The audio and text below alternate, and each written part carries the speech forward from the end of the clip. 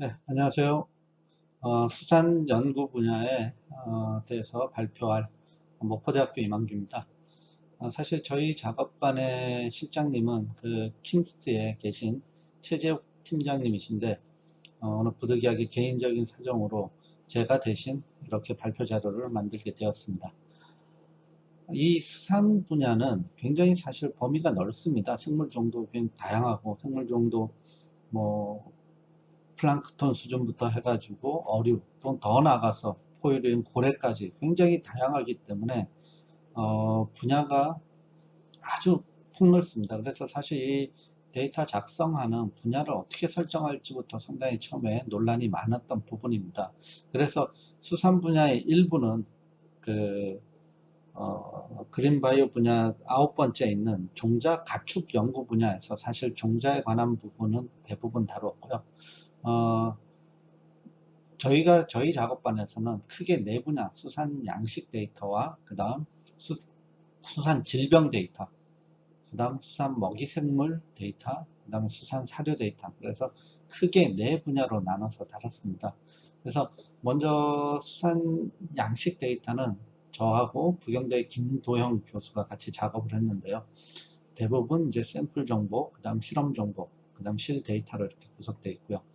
어, 아무래도 양식 데이터이기 때문에 타겟 종이 굉장히 중요합니다. 그리고 그 종이 이제 자연산이냐 양식산이냐, 대부분 뭐 양식산인데 간혹 가다가 자연산도 있는 경우가 있습니다. 그래서 자연산인 경우에는 보시는 바와 같이 채집 지역이나 또는 채집지, 채집 시기, 채집 방법 같은 내용들이 들어가야 되고요.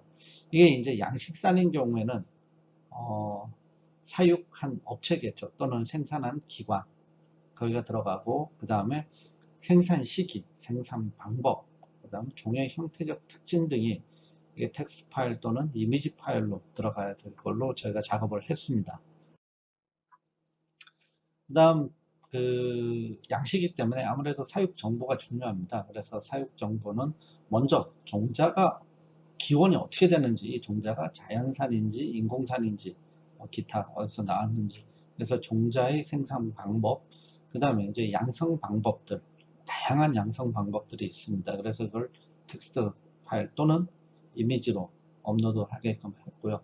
그 다음에 그 사육하는 환경 조건에 뭐 굉장히 많은 정보가 있을 수 있는데, 그런 환경 조건, 그 다음에 사료에 대한 정보, 그 다음에 회사에 대한 정보, 그 다음 사육하는 중에 사용한 의약품에 대한 정보를 입력하게 했습니다.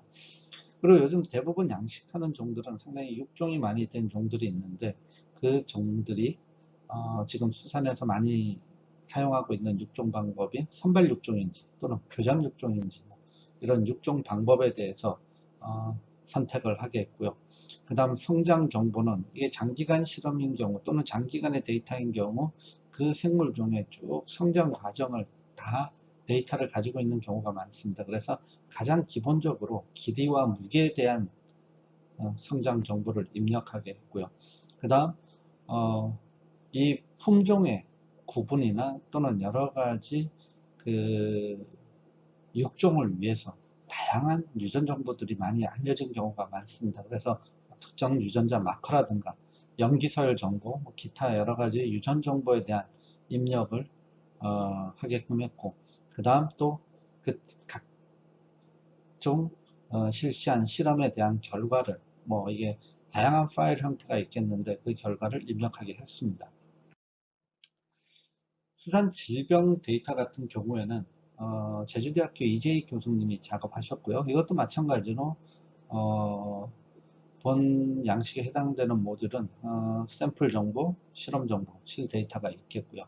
아무래도 이제 질병이니까 기본적인 질병명이 들어가야 되겠고, 그 다음 질병의 가장 큰 특징, 뭐 내외부 증상이라든가 또는 발병 시기, 발병 조건, 폐사율 정보, 그 다음에 병리 조직학적 관찰 내용들이 여러 가지 텍스트 파일이나 또는 이미지 파일로 업로드 하게끔 하였고요.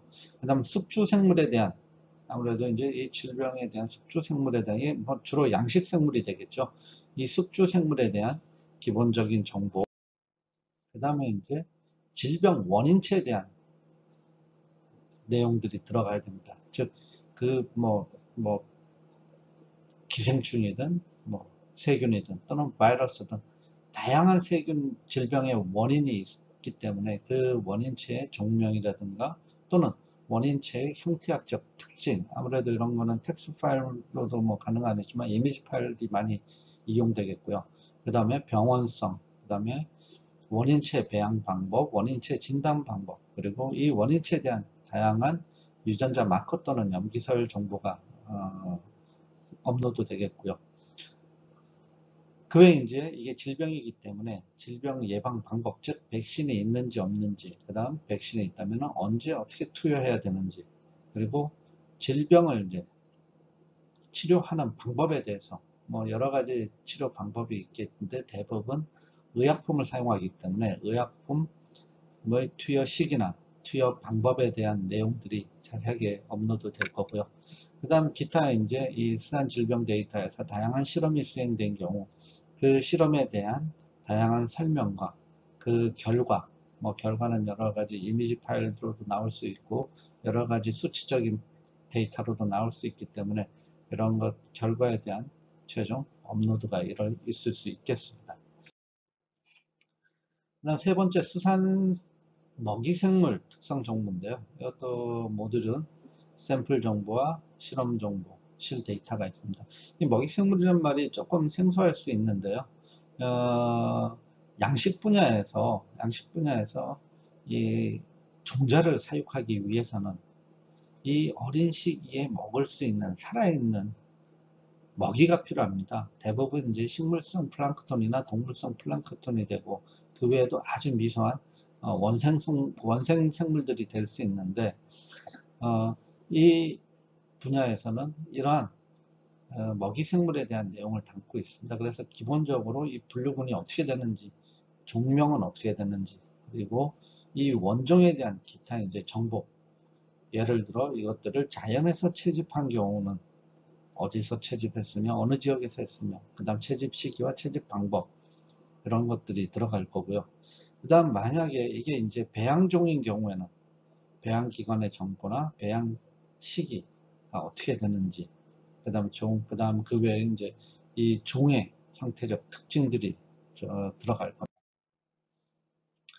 그리고 이제 어쨌든 이걸 먹이 생물로 이용하기 위해서는 일시적이든 장기적이든 배양을 해야 되는데 이 배양 조건들 가장 기본적으로 이 먹이 생물을 배양하는데 중요한 조건이 수온, 염분, 그 다음 빛 조건, 뭐 광주기, 사용 배지, 그 다음에 뭐 이런 다양한 것들이 있기 때문에 이런 다양한 조건들을 텍스트 파일이나 또는 기타 다른 여러 가지 방법으로 입력을 하게끔 했고요.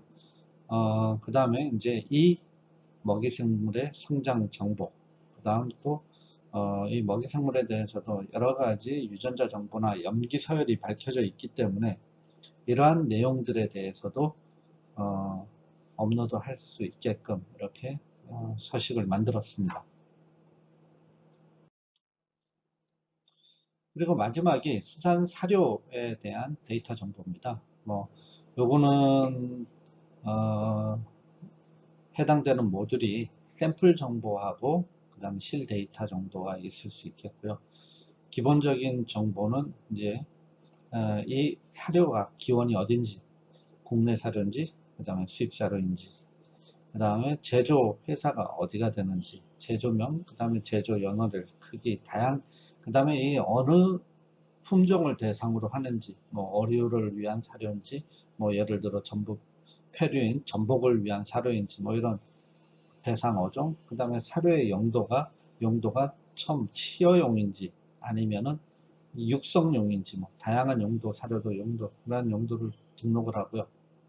그 다음 기본적으로 뭐 이건 사료하는 쪽에서는 아마 사료 그 기본적으로 표시하는 내용인데 기본적인 그 성분의 함량이 어떻게 되는지, 예를 들어 조단백이 얼마나 되는지, 조지방이 얼마나 되는지, 뭐 저섬유가 얼마나 되는지, 그래서 기본적으로 회분 칼슘인 수분 정도까지는 이런 정도까지는 필수적으로 입력을 하게끔 했고요. 기타 이제 그 성분이 나왔으면 과연 그 사용한 원료는 어떻게 되는지, 즉 동물성 단백질인 경우에는 과연 어떤 종류를, 되게 다양한 한 사료를 만들기 위해서 동물성 단백질을 원으로 여러 가지 사용하는데, 이게 한 두 가지 정도, 최소 두 가지 정도, 그 다음에 식물성 단백질류로는 어떤 게 있는지 그것도 한 두 가지 정도, 그 다음에 곡류로는 어떤 걸 사용했는지, 그 다음 물론 거기에다가 배합 비율까지 사실 다 표시를 해야 되겠죠. 그리고 유지류는 어떤 걸 사용했는지, 그 다음 보조사료에는 뭐 예를 들어 미네랄이나 바이타민 같은 보조사료에는 어떤 것들이 들어갔는지, 그리고 함량은 얼마나 들어간지, 이런 것들을 모두 필수 정보로 해가지고 입력하게끔 만들었습니다. 이상과 같이 이 수산연구부자는 수산양식, 그 다음 수산질병, 그 다음 먹이생물, 수산사료 총 4분야로 저희가 데이터를 입력하는 서식을 만들었습니다. 이상으로 수산연구 분야 발표를 마치도록 하겠습니다.